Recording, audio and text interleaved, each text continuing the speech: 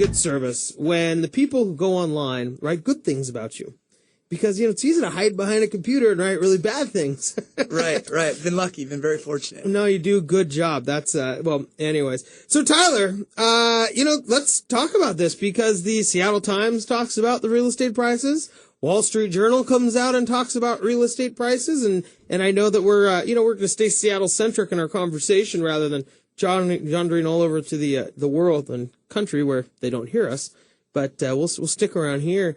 Tell us a little bit about what you're seeing. I mean, do these articles, when they come out, does it start to create buzz around the office, buzz with your clients, buzz with the people who are involved in your industry? Well, it's kind of a whole nother world because we're used to all these doom and gloom articles. So to get some good publicity in these major newspapers, it's absolutely huge. So in taking that and being able to share that, just posting it out to social sites and, hey guys, what I've been telling you the last year is coming true. So it's huge. It's so interesting that you say that because Ben noted in his monologue that back in January and February, every agent that we would have and feature on the show started talking about the market, on the uptick. They're like, it's going to be really busy. I don't know what it is, but it's busy. And it seemed like it took the media a while to really be able to confirm that for people, but people don't really believe it until they read it somewhere or they see it on the internet. Exactly. And it's they always say, bad news sells newspapers. So yeah. They don't want to print good news. But yeah, it's like it just came apparent it just kind of clicked for them just this last term. They brought up an interesting point in the Wall Street Journal today that buyers aren't as afraid to make a mistake.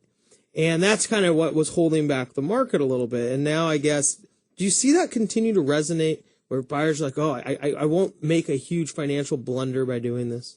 I think that's just the change in buyers that we've had from the past to now. Is everybody wants to do the research.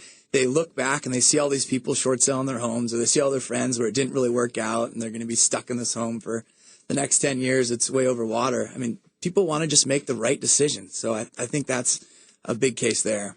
And that right decision, at the beginning, and we'll talk about later, the right decision, it hinges a lot on finance when you're buying a house. I mean, that's what we see, especially on the mortgage side. I'm sure that's what you see. It's that good deal piece of it. Yeah, it's nice because it's almost like... That's what happens when you spend $500,000, right? Yeah, exactly. It's nice because the buyers that are buying now, like I said, they've seen the people make the mistakes in the past, so they're a lot more cautious, diving in. In the past, people were like, all right, I qualified at 400, try and push me up to 425. Right. Now it's like 400, all right, I'm going to stay around 350 kind of thing. So that's a sign in the market that, if we can have people take that approach, it's going to be a lot more safer and a lot more steady growth like we're seeing now. Well, I think that to your point, you get this affordability, and it's their own personal affordability that they're being cautious about, and they feel like the caution flags have been removed from the housing market will tank 25%. Right. And like the article that we were talking about, so last month, over a 12-month period, prices of closed sales, the median price, went up 10%. And this month, which came out in the article, was 7.2%. So I mean, that's good numbers here. That's good stuff to see. We can build off that and then kind of educate the buyers that, hey, now's the time to get in. When people read this, they kind of lump when people read these numbers, right? It's really easy. It's great rhetoric. Yeah. Oh, the market's up 20% or 10% or 7.2%. And it's feel good. How do people know how that truly affects the value of their home? Yeah, that's a good point because, those are King County numbers in general. So you're obviously going to have your outliers. You're going to have your places that are seeing huge increases, like the Seattle East Side areas that we always talking about. They're always going to have good employment. People like being there. It's a great schools. I mean, that's a huge part of it. So those areas are seeing the really good increases, and then kind of like we always talk about the farther out areas, you're going to see a little less increase. So just because your home's in King County doesn't mean you got an extra $25,000 in equity right now. Yeah, but I guess that's the difficult part. That's what people have to start navigating. I mean, it's truly neighborhood by neighborhood. It's house style by house style. I mean, that's kind of what makes you and in the real estate profession so important, because people can't just blanket King County and say, woohoo, we're back. Correct. And I think the people that are purchasing right now and the homes that they're seeing, it's the seller that's taking care of their home that, isn't doing a quick flip or whatnot. They've really, presented the home nicely and it's priced right. Those are the ones that are selling so fast. That's the multiple offer, perfect situation there. So the buyers are realizing, it's a good value and going ahead and making offers. We're here with Tyler Freed, branch manager with Windermere Real Estate. And, I think a lot of people still like to come. Now, it's hard to believe it's been 5 years since 2007. I mean, now here we are in August, which kind of represented the first month of the turn downward here in the Seattle real estate market. It's amazing that it's been 5 years. But how does this compare to 5 years ago? Well, let's see. It's the values are down, I believe, 22% since August 2007. So that's the big thing. We're hearing all these numbers of all the pendings increase. So that amount of, I think the amount of pendings are the same that they were. The amount of closed sales in 2007, August, that was right at the peak. It's the same amount now, but the difference is the values have gone down that 22%. So we were talking earlier, a good example of that is if you bought your home in 2007 for $400,000, it's worth, roughly $322, $325 right now. Depending on the neighborhood. Correct. That's what brings us back to that. Good point. So is this a rise that you see continuing? I like to think the fundamentals are better. As you said earlier, people aren't just going up to 400 because the lender's saying, yeah, you can, and then we can go interest only so your payment isn't higher. It's been steady growth, and we've talked about this the last couple of months. It's just we have a sign of a healthy market right now. So nothing crazy like we've seen in the past where it gets out of control and then has to make a huge correction like you guys were talking about earlier. We're seeing a good correction. And this is now a 5-month rise. Yeah. So that's good news for everybody across the board. I mean, sellers are realizing that they have less competition. They can get a good offer, and if they put the home on the market and price it right, buyers are getting out, and with rates so low, they're making good decisions buying right now. You talk about these good decisions buying, but the Wall Street Journal and the Seattle Times both referenced, as we've talked about, this big lack of inventory. We have buyers who are trying to find houses that have gotten almost to this point of, man, I haven't been able to find a house. And I recently read something about Redmond where there's like 78 houses for sale in Redmond, in the whole city of Redmond. Is this really, is it just direly you cannot find a house because of inventory? We've been, West Seattle, Kirkland, Redmond, Seattle, Queen Anne area, everything is just selling so fast. That low inventory, I think a big part of it is because, the people that purchased in 2007 can't sell their home. Their values, the money's not there. So the people that are selling, they've either put a huge chunk down and they've already bought something else, or they have to sell. A majority of it's short sales, so we're kind of losing that move-up buyer. So I think that's why the inventory is so low, is so many homes, underwater. Well, and it would make sense that most people who would be in the position to sell bought in 2006, 2007, 2008, right, because a very hot real estate market that peaked also meant that was the most amount of buyers we saw. Correct. And so, of course, that would just make sense that most people just can't go sell their house without taking a huge hit to their credit if they short sell, or maybe are unable to at all. Yeah, and then there goes that move-up market. So that's definitely a big key in that low inventory level. So hopefully we get some more houses soon. That's what we're asking for. How have you seen it? What have you seen out there? Have you gone with buyers? I know you work with a lot of buyers. Have you gone house to house? How do you help people handle that? Gosh, I sent an email today. I had a buddy that wants to go look at a place in Green Lake. I go, we've got 48 hours or there's going to be 4 or 5 offers on this place. And if we're looking on the east side, we've got less than 24 hours. So if they, and like we've talked about in the past, sometimes they got to experience that heartache and then they really switch into full gear. But so it's quick. Everything's happening really quickly. A lot of multiple offers. What do you mean by full gear? What does it mean when you're a buyer and you've lost 4 houses or 5 houses and now you're like, we got to whip it into full gear? What does that mean? What does somebody have to be ready to do?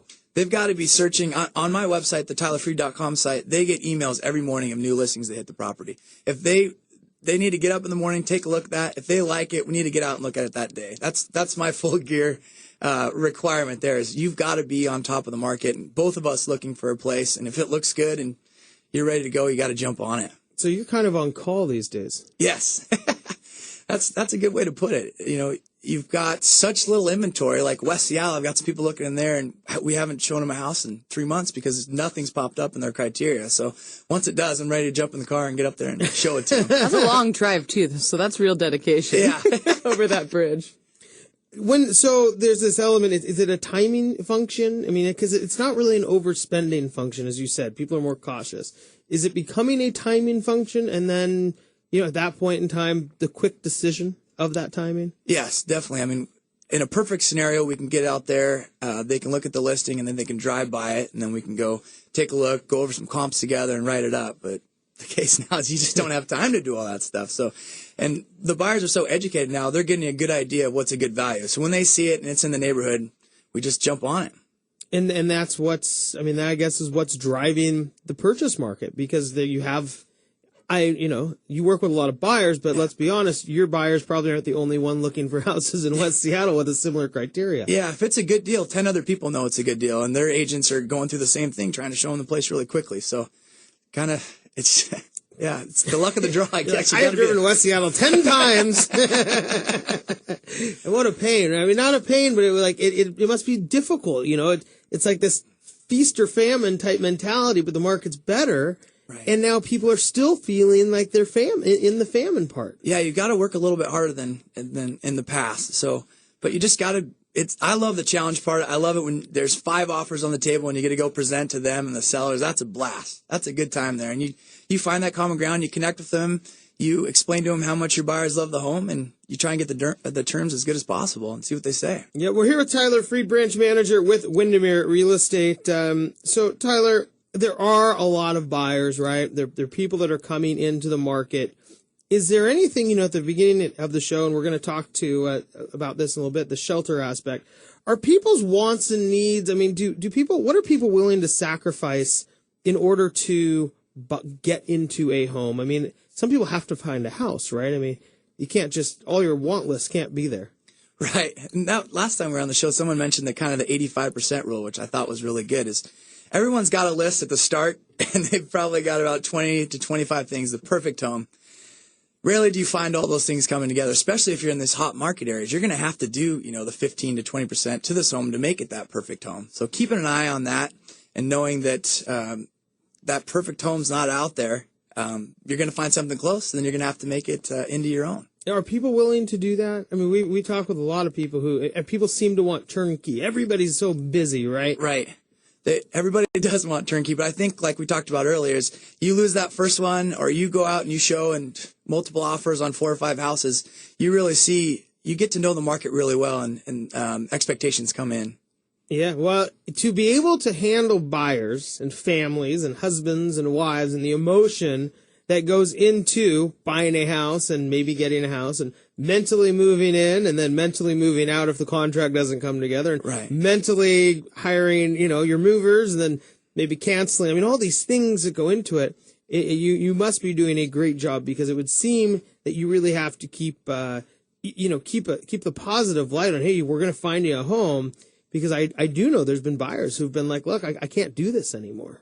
Yeah, it's stressful. I mean, especially when you have all those ideas in your mind that you're ready to move your family into this home, and you think you're the only one looking at it, and then you call the listing agent and they've got 4 or 5 offers already. So you got to just prepare them and let them know that, hey, this is what the market's doing, and this is part of buying a house right now. Yeah. It's kind of off topic. Well, that's fine. So when you go into a house with a buyer, and if there's another buyer there, so you're showing the house, right? And you got 2 buyers, and everybody's all up in arms and excited about a house. What do? Do they just not talk to each other? I mean, it's kind of like this poker game, isn't it, at that point in time? Well, it's kind of like unwritten man law. When you go and show a house, if there's someone there, you kind of look at the back. You don't really put pressure on them there but that's a good question. I mean, it happens a lot, especially in these areas. Maybe it sounds like an open house situation. Yeah, you get 2 or 3 people. I mean, not even an open house. It could be 6 o'clock at night. They're waiting. And people are all, hey, yeah. And, you're like, those guys they have 2 kids with them, and there's 3 bedrooms. Yeah. They're going to want this, and we want it. And, you got to talk to the buyers. Guys got the contract out, ready to sign it. Agent's like, I'm going to get you. And, Yeah, well, the buyers can pick up on that. I mean, they have a good idea that, hey, this is a good deal. It's a good value. There's people here that also want it too, and that helps them kind of put it in full gear. Yeah. Very well said, Tyler. Good to see you again. Thanks for coming in. Thanks, again, Tyler Freed, branch manager with Windermere Real Estate. We talked a little bit about the wants and needs, and when it comes down to the wants and needs of some people, it really is. It's shelter. There's a need for shelter. When we come back, Plymouth Housing Group will join us. We're going to talk about some of the roles that they play in supporting some of the housing in our county. We'll be right back after this break.